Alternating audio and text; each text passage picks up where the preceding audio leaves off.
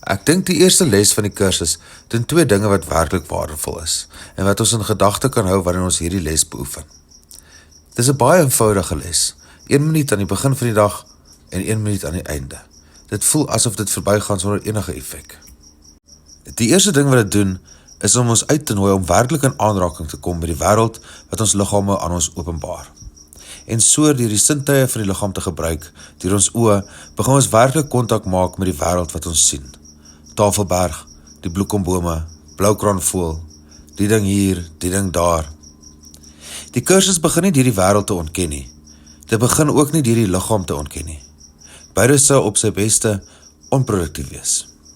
In plaas daarvan, vra dit van ons om aandag te gee, regtig aandag te gee, en toe te laat dat daardie wêreld en daardie liggame aan ons verskyn, om werklik teenwoordig te wees daarmee.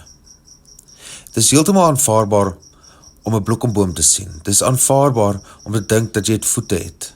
Dit is aanvaarbaar om van sjokoladekoek te hou. Hierdie is nie 'n krisis nie.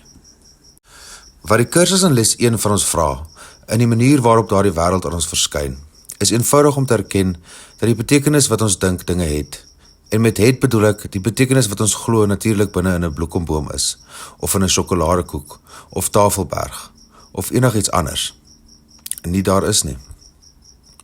Die bloekomboom is betekenisloos. Die Bloukraanvoël is betekenisloos. My plakkies is betekenisloos. Al wat die kursus in les 1 van ons vra, is om net effens te begin oopmaak vir die moontlikheid dat die betekenis wat ons aan die wêreld toeskryf, nie waar is nie. En dit, soos die kursus aanhou ontvou, word 'n geleentheid vir ons om toe te laat dat 'n ander betekenis begin deurkom. 'n Betekenis wat reeds teenwoordig is in die wêreld. En dit is God se betekenis. Liefde se betekenis.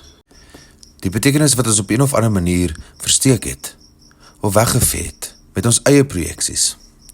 So les 1 is nie 'n uitnodiging om die wêreld te ontken nie, maar eerder om aandag daaraan te gee. Op 'n manier wat sagkens begin om die ego se dringende behoefte om te sê, ek weet wat die wêreld is. Ek weet wat dit beteken. Te ombind. Want die waarheid is, ons weet nie. En dit is die begin van vrede. Dankie dat jy hier is. Vergewe, sien anders, leef in lig.